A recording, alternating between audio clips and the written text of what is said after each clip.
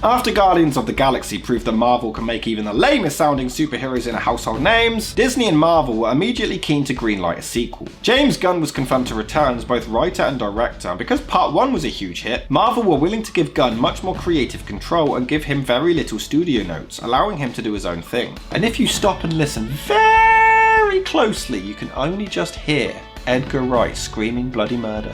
Damn it. Gunn wanted the sequel to feature less characters than the first in order to keep the character development stronger amongst the original Guardians. But he was also keen to introduce 2 important characters from the Guardians mythos, Mantis and Adam Warlock. However, he soon decided to include only Mantis as he was afraid the movie would become too busy, though the mid-credit scene does hint at the introduction of Adam Warlock, and the character would finally make his first appearance in Guardians 3, which came out just a couple of months ago. Although that would be day 32 and there's just not enough slots this month, so I can't do it, what a shame. Son of a...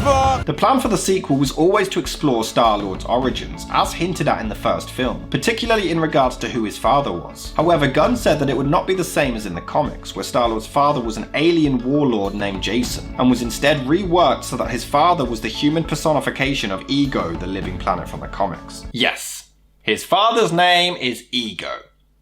Surprised he wasn't played by Vince McMahon. I have never felt such shit!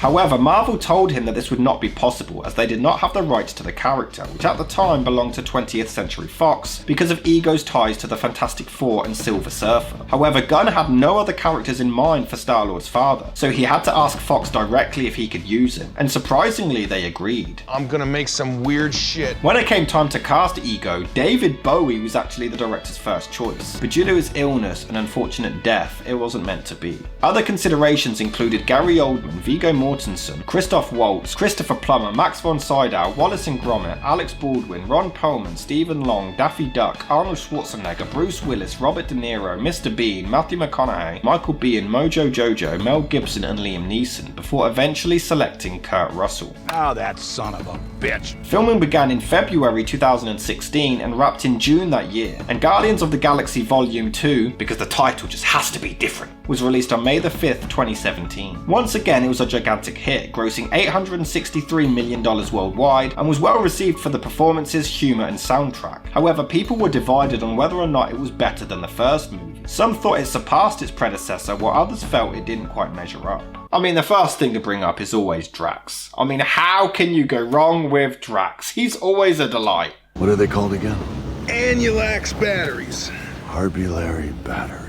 I have famously huge turds. Been together this whole time, you thought Yondu was my actual blood relative?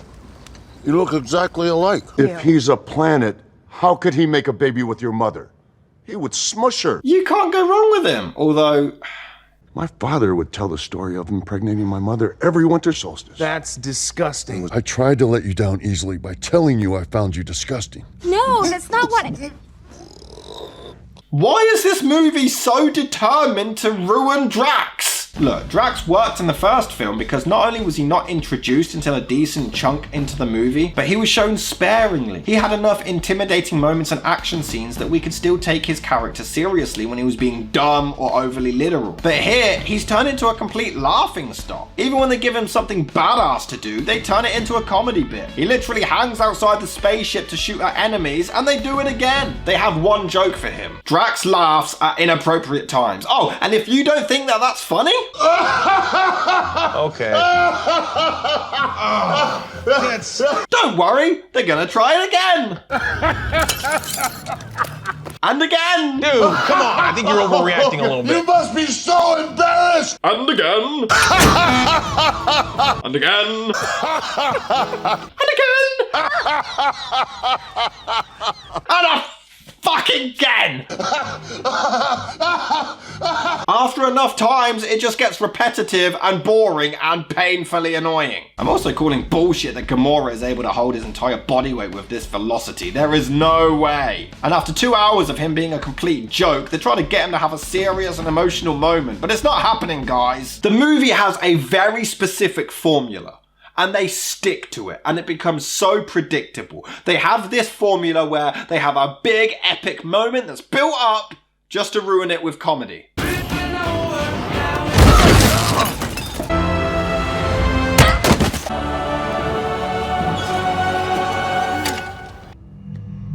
Sleep.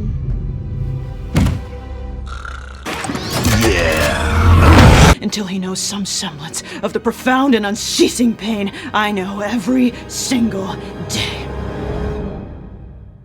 Yeah.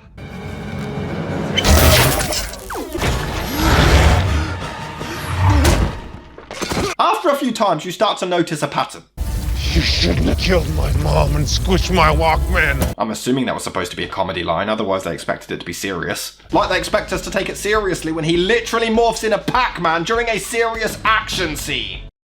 This movie sucks! The main problem I have with this film is that it genuinely does have some funny moments, but then it feels the need to cram as many jokes into the screenplay as possible. This is just a sign of things to come for this franchise. The movie can't go 20 seconds without a joke, so even when they do genuinely make you laugh, I'm Mary Poppins, y'all! just sit tight, because a lame one will follow soon enough. Your name is...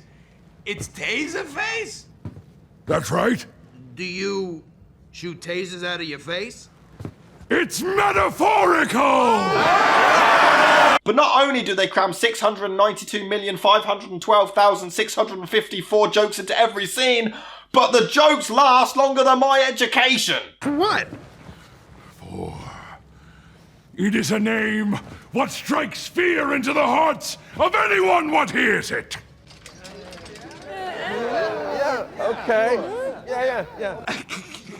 I'm sorry. I am so sorry. I just keep imagining you waking up in the morning, sir, looking in the mirror, and in all seriousness saying to yourself, you know what would be a really kick-ass name? Taserface! That's how I hear you in my head! Look what you did to me!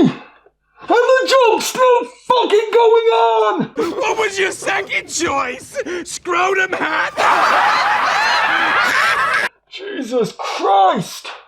This joke started during the French Revolution! You have priceless batteries and an atomic bomb in your bag. If anybody's gonna have tape, it's you! That's exactly my point! I have to do everything! You are wasting a lot of time here! Yes, you are. How fucking long do they need to drag these out for? My God! Nah, look, Groot keeps getting the wrong thing, even though Rocket and Groot can clearly communicate perfectly fine, so there should be absolutely no reason why he keeps getting this wrong and getting the wrong thing, but Groot keeps wanting to hit the wrong button and kill everyone.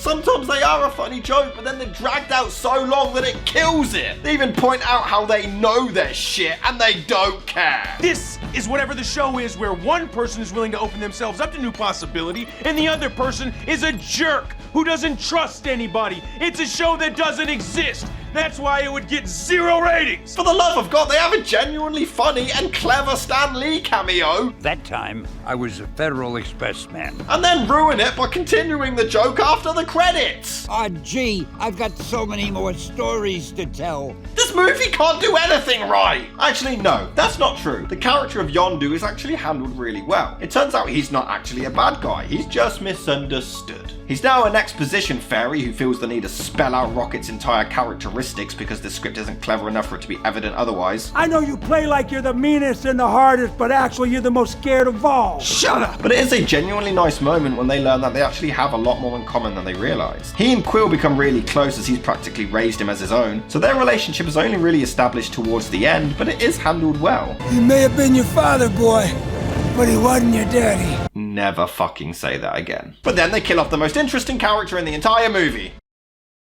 This film hates its audience and hopes we all choke on our vomit juices. You're telling me. Kurt Russell gives a fine performance, but a blindfolded albino stuck in a volcano filled with elephant diarrhea on Jupiter would have seen it coming that he's the bad guy. You can call it immediately the moment he appears. That being said, the sympathy is there and you do feel for Quill struggling without a father. As a kid, I used to see all the other kids off playing catch with their dad, and I wanted that more than anything in the world. I couldn't stand to set foot on an Earth where she wasn't living. You can't imagine what that's like. I know exactly what that feels like. I had to watch her die. It is cheesy as hell, but it's kind of heartwarming when he gets his dream of them playing catch together with some weird energy shit. Is that Dave? Guys, this isn't funny anymore. Please, stop. Put me down. Help. I want my mummy.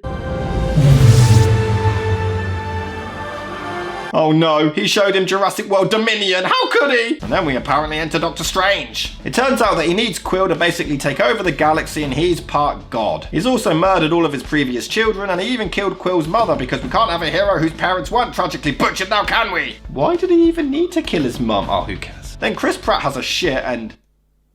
they really gave David Hasselhoff a cameo. You may think this is completely pointless and random, but it's explained that on Earth he would tell people that his dad was David Hasselhoff. No, it's still pointless and random. It's dumb. Also, his dad is immortal, so if these movies have taught me anything, it's just to lightly stab him! I'm not a monster. I can at least concede that Baby Groot is fucking adorable. I also find it hilarious that they still got Vin Diesel to do the voice. Hey, what about this little plant? Can I smash it with a rock? No, Chef. It's too adorable to kill. The opening credits are quite creative too. All in one shot. It's a pretty fun sequence. Careful what you say around these folks. They're easily offended. Ah, it's YouTube. I guess I prefer to make people the old-fashioned way. Well, perhaps someday you could give me a history lesson. The politest way ever to say that she's down to fuck. Oh, and they bring Howard the Duck back, just to boost Seth Green's MCU appearances to a whopping 3. They've also got Sylvester Stallone in this movie. Oh, I can't wait for him to play Sylvester Stallone. Seems like this establishment is the wrong kind of disreputable. Yep. The movie also seems to completely forget that he's even in the film as he vanishes for like an hour and a half and then reappears at the end. Oh yeah, remember Sly? He's in this. I was raised alone on Ego's planet. I do not understand the intricacies of social interaction. Hey, say! Why am I relating to Mantis? They end up leaving Baby Groot and the tiny Rocket Raccoon alone to try and fix the ship with a criminal, and they're surprised when they get kidnapped. Despite Drax sucking now, he does sometimes give a sweet message in a very weird way. When you're ugly and someone loves you, you know they love you for who you are. It fascinates me that the director reduced the amount of characters to improve character development because there's somehow even less in this one. I am nowhere near as invested in this one as the first. The first was a redone story, but the characters sold it for me. But here, I'm kind of into the stuff with Quill and his dad, but the rest is just boring. The other characters are annoying or bland or just shoved to one side. Gamora is in peril and I don't give a shit. The last movie ended with them being together, but we can't have nice things, so we have to spend this movie again with the whole will they, won't they bullshit. And as if Gamora wasn't already a B-Tech version of Thor as it was, she now has an evil sister who ends up saving her sometimes. And try to take this dialogue with 2 grown adults seriously. I win. I win. I bested you in combat. I win. They try so desperately to recapture the magic of the original film. After an hour and a half of the characters arguing and being distant, Drax attempts to treat them all like family. You're not friends. You're right. We're family. The movie definitely didn't need to be over 2 hours long. They're tracking down Ego at the 90-minute mark. This could have easily been an hour and a half, cut out all of the unnecessary garbage and quit wasting our fucking time. Maybe make your jokes 2 minutes long instead of 102 minutes long and maybe you'll get somewhere. Didn't you say you could make him sleep? Just show him this film. Wow, Flubber's a lot darker than I remember. I guess they give a half-decent message at the end, maybe. The film takes fucking forever to end. Everything is resolved. Just end. And anytime you think it's about to wrap up, it just goes on and on and on and on and on. And oh yeah, Sly is in this. And on. And the psychopathic bastards give us not 1, not 2, not 3, but 4 fucking after credit scenes. 4! This movie is fucking sadistic. It is atrocious. Iron Man 2, all is forgiven. I'll take Tony pissing in a suit over this bullcrap. I'll take a boring RoboCop ripoff over this bollocks. It's boring as hell, the jokes are longer than my forehead, and half the time they're forced in randomly where they don't work. The characters have nothing to do except for Quill, and the entire plot is more predictable than an episode of... I don't know, shut up, you can predict everything. I was emotionally and mentally abused as a child, was heavily bullied at school, and was involved in 2 car crashes. And this is still more painful than all of those combined. It's a terrible sequel to what was a pretty good movie. Steer clear of this bollocks at all costs.